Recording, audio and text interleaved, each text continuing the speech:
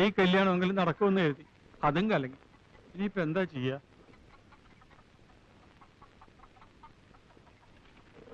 പുറം ജോലിക്ക് ഒരു പണിക്കാരിയെ കൊണ്ടുവന്നിട്ടുണ്ട്.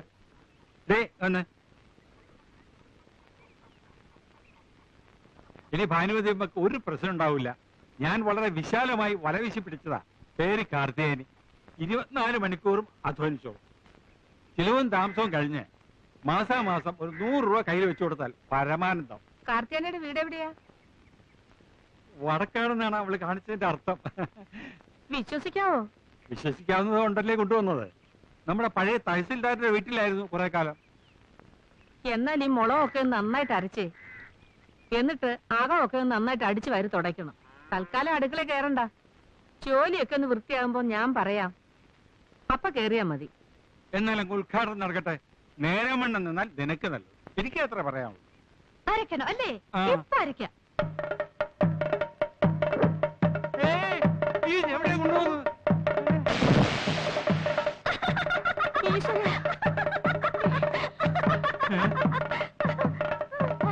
എന്റെ പൗഡർ ഇട്ടേരാട്ടോ. ചെയ്യല്ലേ?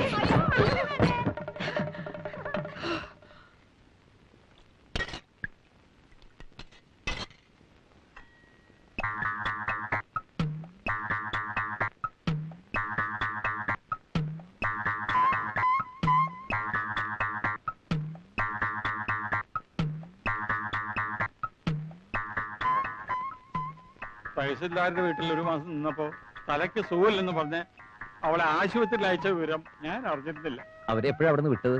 അതും വിട്ടതല്ല അത്രേ. സുഖമായെന്നും പറഞ്ഞ് അവളെ ഇറങ്ങി പോകുന്നതാ. അവളെ അമ്മയ്ക്കല്ലെടുത്ത് തന്റെ തല ഇട്ടിരുന്നെങ്കിൽ ഈ കഞ്ഞി ഞങ്ങൾക്ക് തന്നെ 16 ലിറ്റർ കുടിക്കായിരുന്നു. അതെ. എന്നിട്ട് അമ്മക്കുട്ടി കിട്ടിയോ? അത് ഞാൻ മുങ്ങി എടുത്തടാ. ഭാഗ്യത്തിനത് പൊട്ടിയില്ല.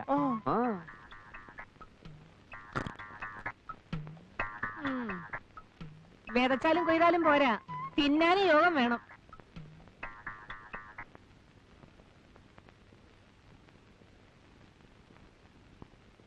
നീ ഉറങ്ങിയോടി?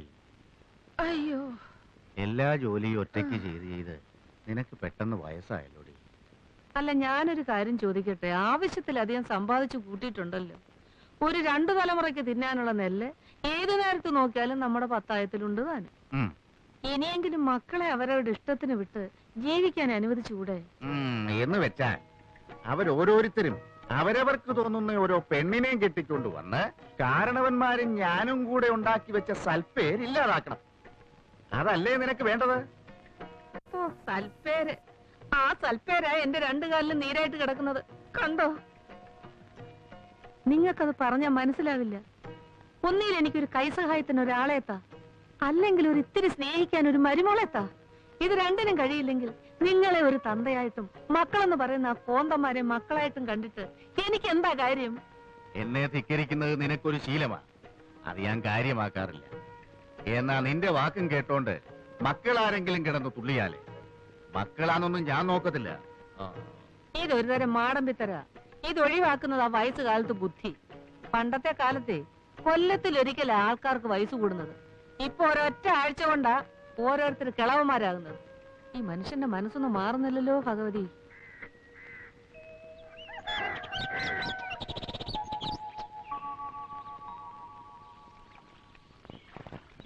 മനുഷ്യനായാലേ കുറച്ച് മര്യാദയൊക്കെ വേണം. അമ്മാവനാണെന്ന് വെച്ച് ചെറ്റത്തരം കാണിക്കരുത്. 2 ദിവസമായില്ലേ എനിക്ക് വന്നൊരു കവർ പോസ്റ്റ്മാൻ നിങ്ങളെ ഏൽപ്പിച്ചിട്ട്? അത് നിങ്ങൾ എനിക്ക് തന്നോ? എന്തായാലും എപ്പോ? മിനിയാന്ന് ചന്തക്കാരി വിലാസിനുടെ വീട്ടിൽ വെച്ച് അമ്മാവനെ കണ്ടപ്പം കത്ത് കയ്യോടെ അമ്മാവനെ ഏൽപ്പിച്ചു എന്നാണല്ലോ പോസ്റ്റ്മാൻ കാതർകൂട്ടി എന്നോട് പറഞ്ഞത്. അമ്മാവൻ എന്തിനാ ചന്തക്കാരി വിലാസിനിയുടെ വീട്ടിൽ പോയത്? ആ വിലാസിനിക്ക് കുറച്ച് ഇഞ്ചി വേണമെന്ന് പറഞ്ഞു. അത് സംസാരിക്കാനാണ് ഞാൻ അവിടെ പോയത്. ഇഞ്ചി കച്ചവടം നിർത്തി കാര്യം പറ. പൊള്ളാച്ചിന്ന് എനിക്ക് വന്നൊരു രജിസ്റ്റർ പരിചയത്തിന്റെ പേരിൽ അമ്മാവൻ ഒപ്പിട്ട് വാങ്ങിച്ചു എന്നാണ് ആ കാതർകൂട്ടി എന്നോട് പറഞ്ഞത്. അതെവിടെയെന്നാ ചോദിച്ചത്? ഓ, അത് നേരാ. അത് ഞാൻ എന്റെ ട്രൗസറിന്റെ പോക്കറ്റിൽ ഇട്ടിട്ടുണ്ട്. ഓ, അതെനിക്ക് വന്നൊരു അപ്പോയിന്റ്മെന്റ് ഓർഡറാ. പൊള്ളാച്ചിയിലെ PKT പാഴ്സൽ കമ്പനിയിലെ മാനേജിംഗ് ട്രെയിനി ആയിട്ട് എന്നെ വിളിച്ചിരിക്കുക. ഇവിടുത്തെ ബ്രാഞ്ച് മാനേജർ പറഞ്ഞിട്ടാണ് ഞാൻ ആപ്ലിക്കേഷൻ അയച്ചത്. ആ ട്രൗസറോടെ അമ്മാവ?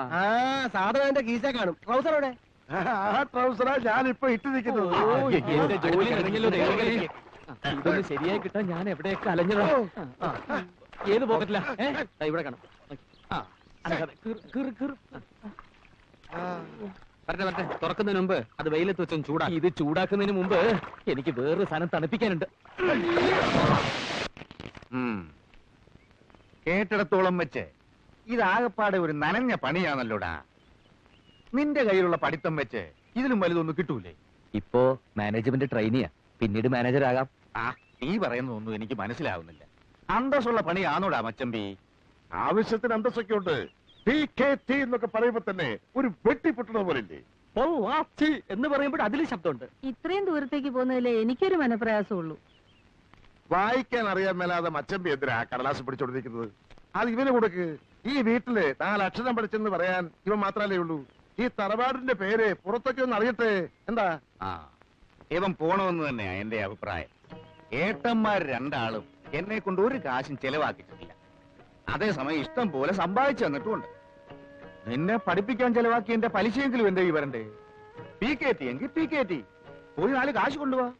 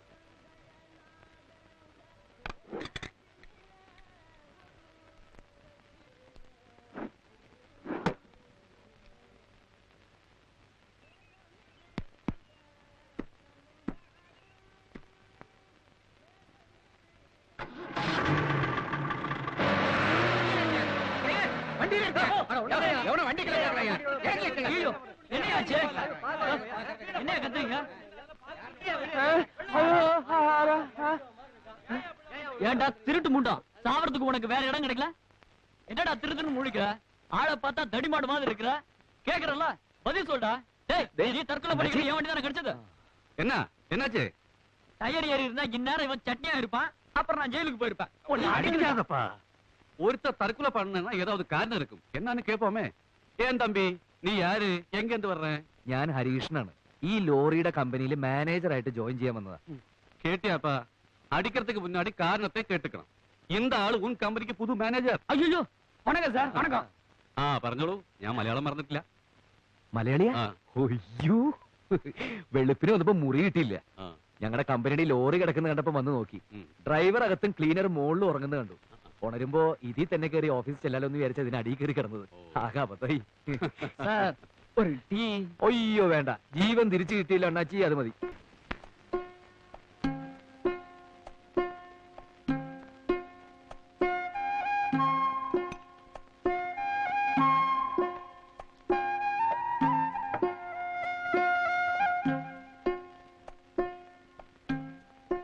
രണ്ടാം ജന്മാണെന്ന് കരുതിയാ മതി.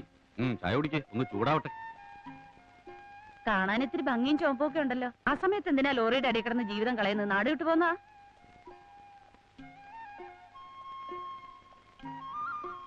ആ, ഞാൻ കുട്ടൻ നായർ, ചങ്ങനാശ്ശേരിക്കാരനാ. ഇത്തിരി സംഗീതക്കമ്പുണ്ടായിരുന്നു, തകില് കൊട്ടു. എന്റെ 17ാമത്തെ വയസ്സില് ഇവിടെ ഒരു അമ്പലത്തിൽ കച്ചേരിക്ക് വന്നതിന് ശേഷം പിന്നെ തിരിച്ചു പോയിട്ടില്ല. ഇവിടെ അങ്ങോട്ട് കൂടി. സംഗീതമാകുമ്പോ ഇത്തിരി ശൃംഗാരൊക്കെ ഉണ്ടാവുമല്ലോ.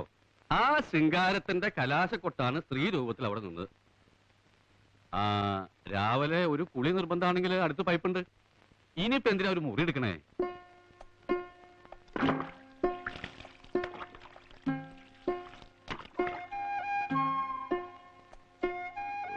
ഇവിടത്തെ വെള്ളത്തിൽ സോപ്പും പതയുന്നില്ലല്ലോ.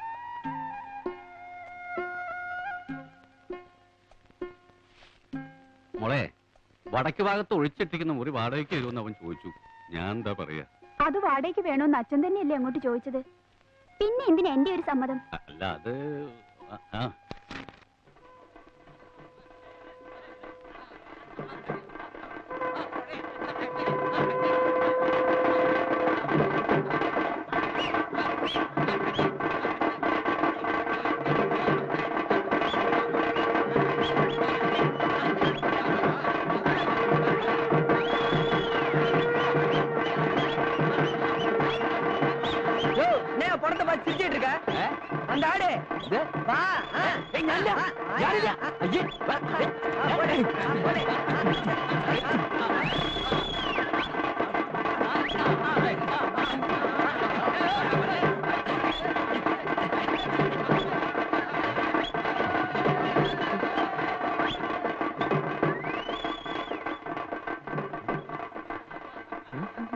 யார் பண்ணி? എനിക്ക് ഇവിടുത്തെ സ്വാമി ഒന്ന് കാണണം. ഏരിയ മാനേജർ സ്വാമി. நான் தான் அந்த ஏரியா மேனேஜர் சாமி. இந்த ஏரியா எல்லாமே என் கையில தான். Good morning sir. ഞാൻ ഹരികൃഷ്ണൻ. പുതിയ മാനേജ്മെന്റ് ട്രെയിനി ആയിട്ട് പോസ്റ്റിംഗിന് വരുന്നത് ഞാനാ. இந்த ஊர்வலம் கூட தானே வந்தது. മരിച്ചതാര്? അതെന്റെ വളരെ അടുത്തൊരു ബന്ധുവല്ലേ സ്വാമി. ജോയിൻ ചെയ്യേണ്ട ദിവസം ആയതുകൊണ്ടേ അനുഗ്രഹം നിന്ന് വിട്ടതാ. தள்ளு தள்ளு தள்ளு தள்ளு தள்ளு. அடே மாணிக்கம், யாரடா செத்து போனது? என்ன சாமி உங்களுக்கு தெரியாதா? நம்ம ராமநாதபுரத்து எம்பி இல்ல, அவரோட அப்பா தானே செத்து போனவரு. அவருக்கு சொந்த ஊரே இதானங்க. அப்படியா? ராமநாதபுரம் எம்பி உனக்கு யாரு தம்பி? പിന്നെ അവർക്ക് വലങ്കയെ ഞാനല്ലേ സ്വാമി. அப்படியா?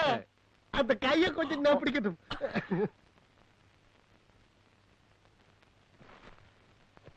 തീർന്നോ? ഇല്ല, കുറച്ചുകൂടെ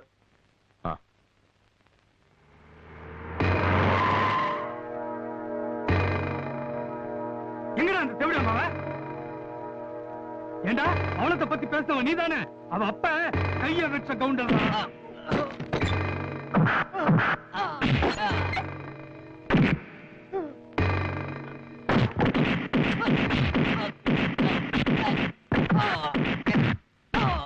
இனிமே பவுனத்தை நினைப்பியாடா? நினைப்பியாடா? இனிமே பவுன பேர சொல்லுவியா? சொல்லுவியாடா?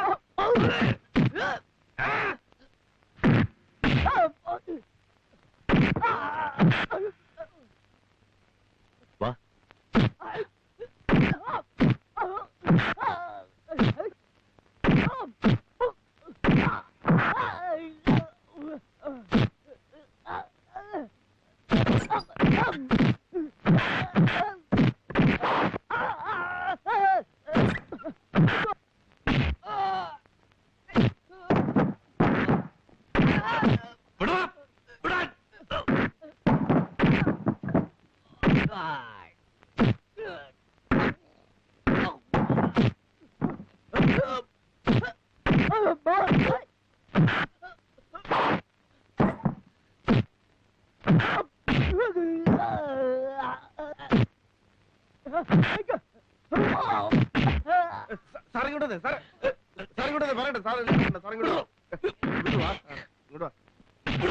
താൻ എന്ത് ഭ്രാന്തായി കാണിക്കുന്നത്? അവരെല്ലാം കൂടി അവനെ തല്ലി കൊല്ലും.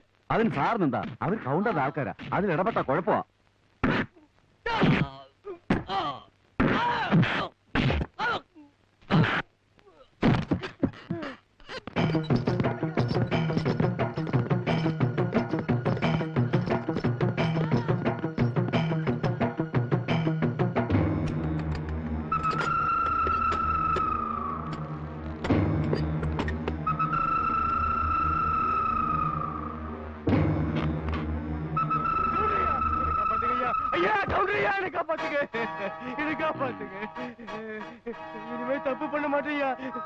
அவழத்தை நினைச்ச நெஞ்ச பொழந்துரு.